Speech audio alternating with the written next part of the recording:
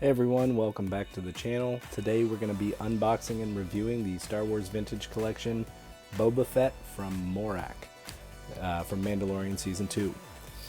So this figure was a recent Target exclusive, given a little bit of a premium on the price tag. So this one retailed for $20.99.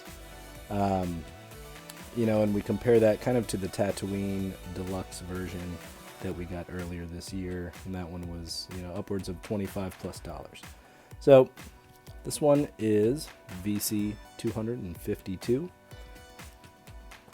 I do like the card back art. So the Morak scene, or the Morak episode of Mandalorian, I just thought was just a really fun one. Boba Fett didn't have a whole ton of action.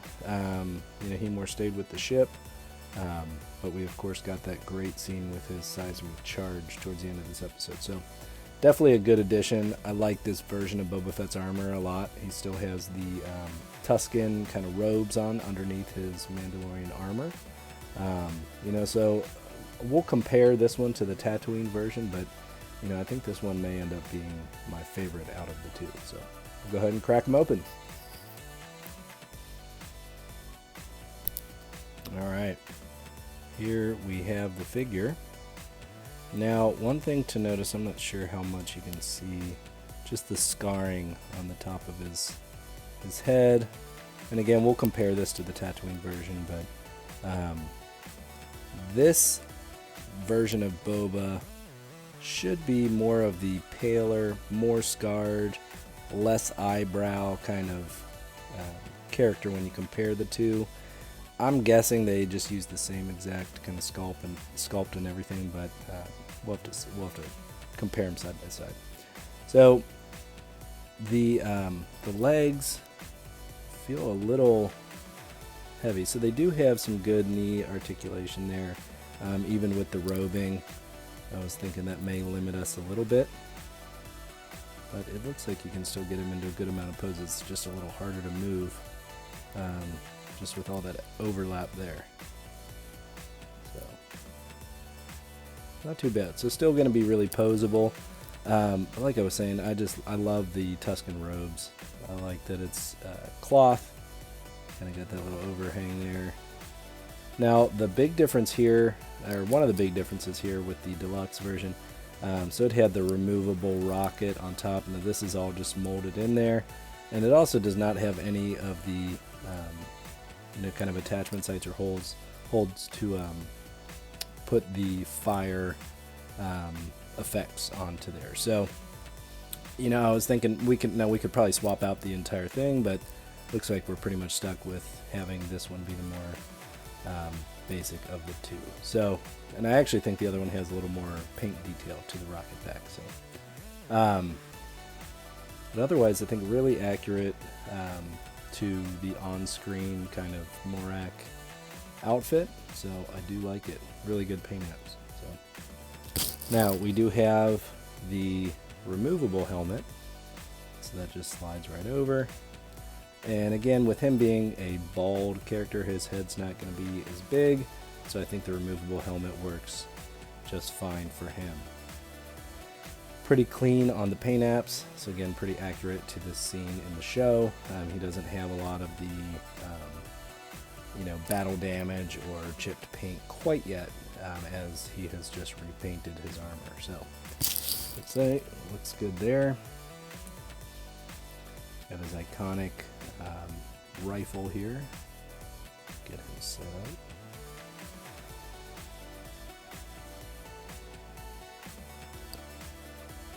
And then also comes with one small blaster that I'm just going to put in his holster. So that actually fits really well in there. So looking pretty good. I like this character a lot. Part of me kind of wishes this was the deluxe one that came with the extra sort of stuff there. So here's a side-by-side. So looking at the backs, you have the deluxe figure here on the right. A lot more paint detail. And then the jet rockets there, and removable rocket on top. Otherwise, obviously the legs are going to be very different. But the chest armor and the helmets, biggest difference is the amount of kind of battle damage on the two. But overall look very similar. So, and then obviously the deluxe version came with the stormtrooper helmets as well.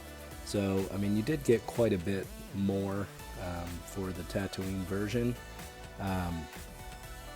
You know, both of these were kind of a premium for price.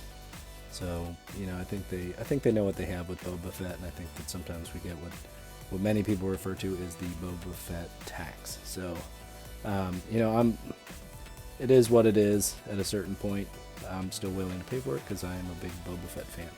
The rifles, you can also see a little bit more detailing on the Deluxe Tatooine version as well. So if we look at the two figures side by side with their helmets off, so on the left we have the Tatooine version, on the right we have the Morak.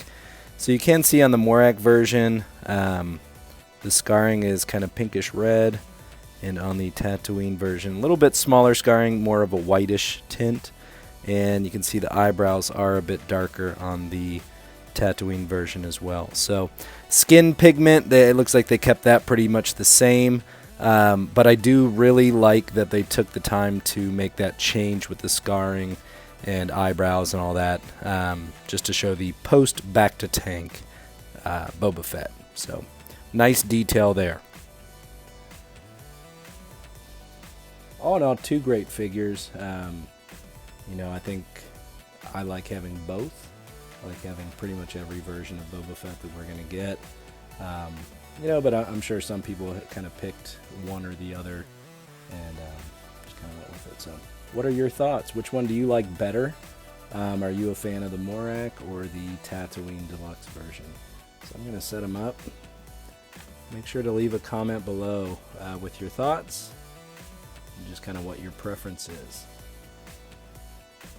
Please subscribe to the channel if you haven't already to stay up to date with all of our Star Wars reviews. Thanks, and may the Force be with you.